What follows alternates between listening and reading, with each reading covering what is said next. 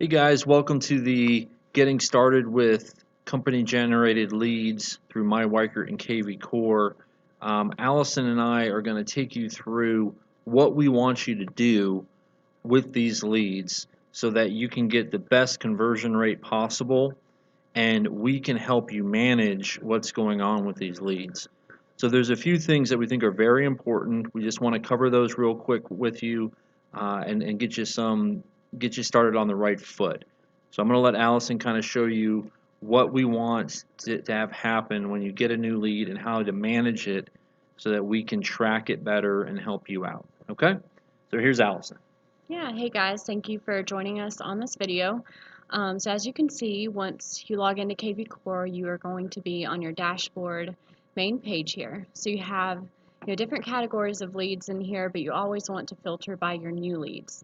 How you do that is you can go to Activity, the first tab under today's summary here, and you will see your own leads here, not company, and then you just filter to new leads. So you always want to make sure that you're aware of the new leads that are coming into your CRM, whether they're generated through your website or the company website, or like Aaron said, our company leads here. So you can click on any of these leads. Since I'm company, they all say private, so we're going to go to Smart CRM. You can also filter your leads through the Smart CRM, putting additional filters on there. But for now, we're going to show you how to handle one of your new lead contacts. You can go ahead and click on the lead's name and it will pull up the contact page here. Now with the Facebook ad campaign that we are running currently, it is automatically generated once a lead comes in. We're going to scroll all the way to the bottom here so you can see what it looks like as soon as the lead comes in.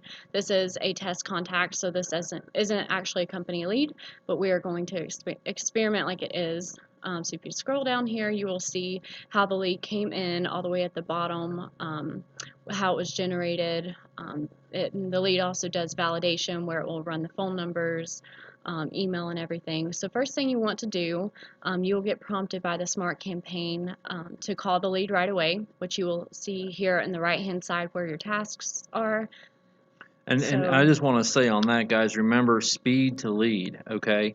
So when you get prompted to call, that means right freaking now, okay? So as soon as you get prompted to call, you've got to call. Speed to lead will boost your conversion rate exponentially, all right? So call right away. And remember, when we're calling, a good rule is if you call and they don't answer, hang up and try again. Don't leave a message the first time, try them again, because oftentimes people will answer on that second call. Okay? Exactly. All right. Go ahead and go back. Yep.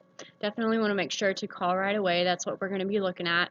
You have a couple different options for logging your communication, but the communication that we definitely require you to do is make sure you call, like Aaron said. So you can do that one of two ways. You can go into your task that you have set up in here. It says call if you don't hear back from first text, and you can hit the little green call button there, or you can go up in here to new call. So you can do it either way. If you hit new call, it's the same as hitting the task there. It says call now, log call, or schedule call.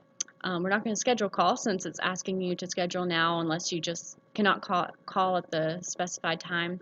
So we're going to do call now, and it automatically puts the call into an outbound call. If they were to call you, you could log that as an inbound call. But if you use the call now, the first option, that is going to use our office smart number instead of your cell phone number. So keep that in mind. If you hit call now, the system will call your personal cell phone and then connect you with the lead right away. So as soon as you make contact, or if you don't get in touch with them, you'll want to log the call. You can put left voicemail and date, which it will date it for you, or contacted and not interested or something. Just making sure that you log the communication that went on. We can record these calls through the smart number. So if you want to do the smart number, do call now. Same with log call, but if you wanted to use your personal cell phone number, you would do log call and do the same thing, put the notes in there. It automatically would have put for the call now right in there, but the same concept, just call now a smart number, and then log call is your personal cell. Yeah, and so again, if you call from the call now, don't worry about it's coming from the smart number because if their phone number is logged in the system. So if they call you back from that number, it will come to you. Okay, Exactly. so it's a really good way because, like Allison said, those calls are recorded. So that's amazing. So if you wanted to come back and reference, or what did they say on that, you could do that.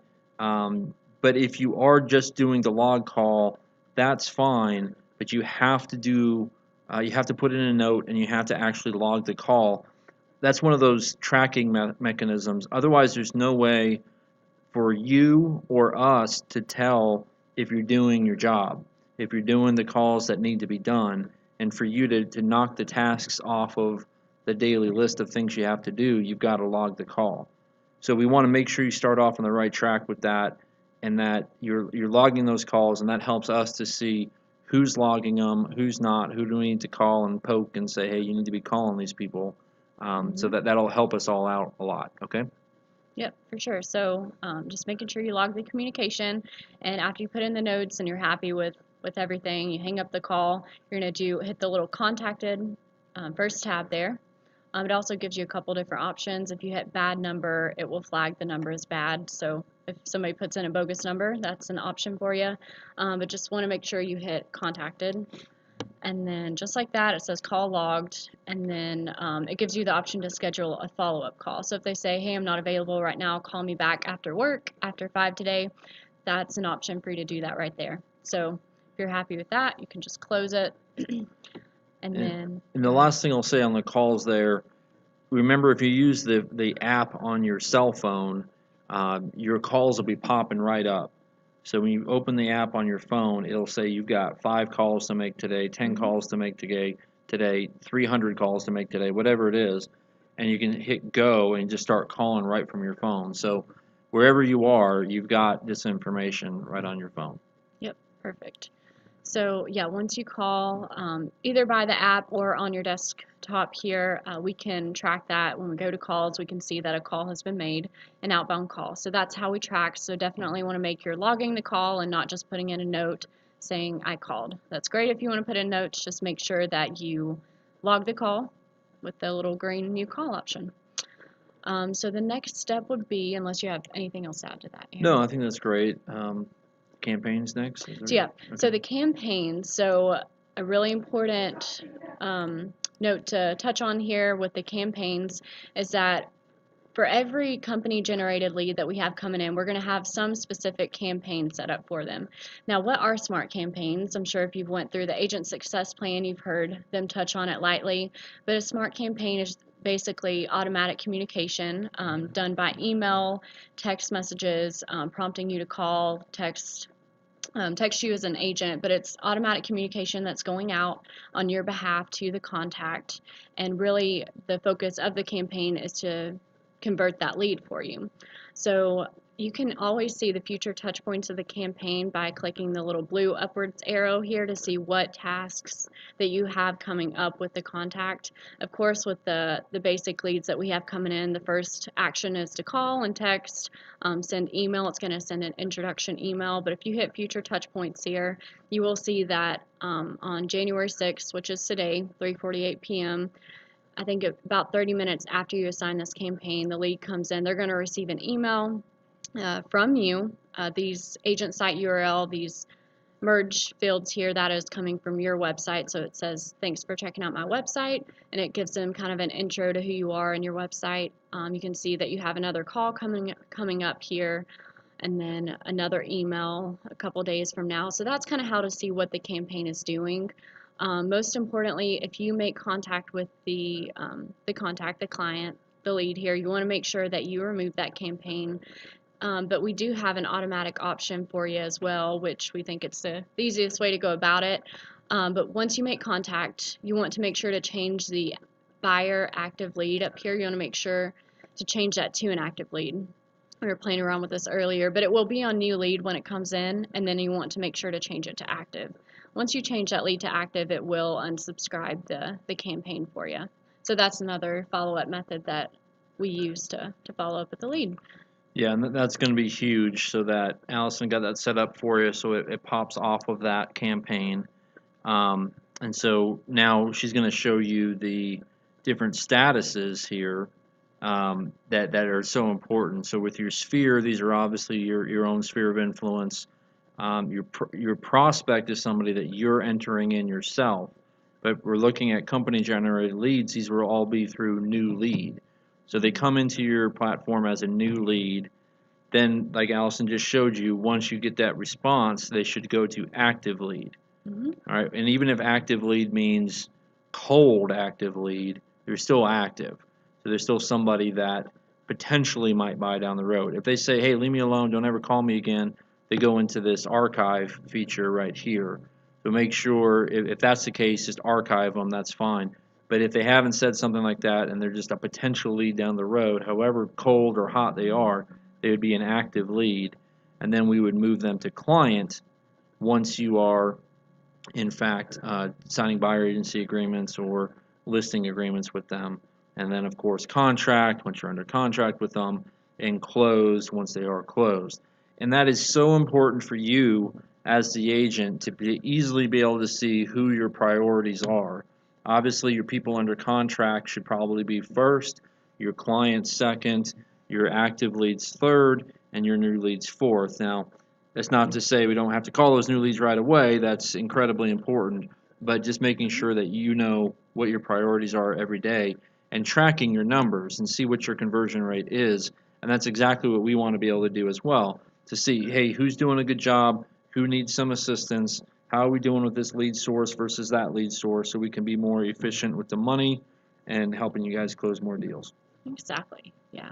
Well said, Aaron. Yeah, definitely want to make sure that you are fully knowledgeable on what these statuses mean, not only for company leads, but just your own leads as well. And that way, when you have people coming in your system, this is going to help you stay organized, and so you know what's going on. You know who you need to call today, who you need to contact, and you know the people that you don't need to call, which will be in the archive, and the people that you've already closed. So yeah, definitely good point there. So we'll minimize that and pull back up KV Core here.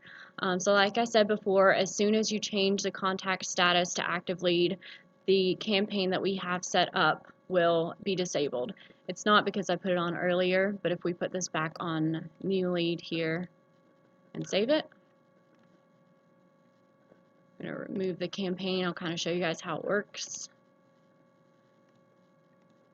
Facebook ad campaign on here, add that. We change the status to active lead.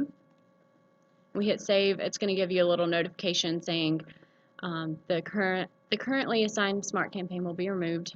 You go ahead and proceed. And then as you can see, it disabled the campaign for you. So it's one less step that you have to take. The reason you want to be sure that that campaign is still not on whenever you change the lead to active once you've made contact is the point that you want to make sure that they're not continuing to get those introduction emails and those intro texts and invites from you. You want to make sure that they are on the appropriate communication. So you want to, the chances of them unsubscribing when they're on that campaign and you've already talked to them, just going to make you look a little foolish. You want to make sure you look good, you look like you know what you're doing there. So another option for you, once you've established that communication with the lead, you can put there's a couple different campaigns on here that's options for you, but there's an active buyer monthly check-in and an active buyer weekly check-in.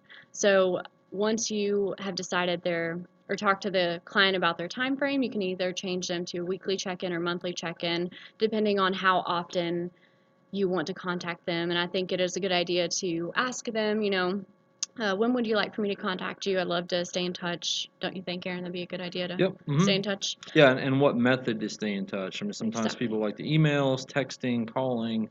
It's good just to ask them how you'd like me to communicate.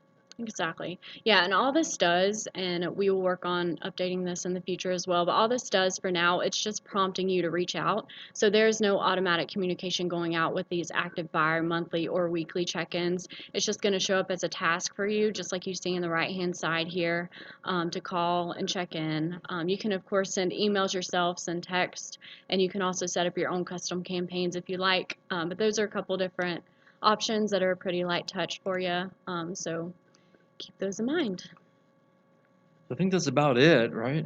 Yep, that is the intro to everything. Yeah, so the big thing is calling people immediately, many times, texting them as soon as possible, trying to grab the people. And even if it's at night, 8 o'clock at night, 9 o'clock at night, call them. I personally think it's a little rude maybe to call at 11, 12, 1 o'clock in the morning. But the reality is, I know agents that say go ahead and do that because they're obviously up and calling. The only reason I don't is because, oh, I have kids. And so I understand if you were to call my phone and it goes off and you wake up the dog, you wake up the wife, I'm going to be kind of pissed off. So I would recommend not calling after maybe 10 o'clock. But feel free to call at 8:39, something like that, if they're online and you create a new lead. Okay, and then the other things that like she showed you on the campaigns, making sure you're pulling them off of those campaigns, and for us to help you stay on task to move them to the right status, it would be huge, as well as logging those calls. The emails through the system we can see, but the calls we won't see unless you use the system or you log it in the system. Okay, so that's it. We're working hard to help you guys get more deals this year and years to come. We want you to be more successful. Take these leads, turn them into 3, 4, 5, 6 more closings on top of that. So that's the big thing. Okay, so one of the ways we want to track this video is if you would please just email Allison finished, just so we know you actually finished the video and you know what we're looking for you through these company generated leads. Okay, so email Allison, just simply the word finished or finished video would be great. Yep. Thank you very much. Perfect. Appreciate it. Yep. And my email is Allison, Allison @weichertunlimited.com for any of you that don't know that already.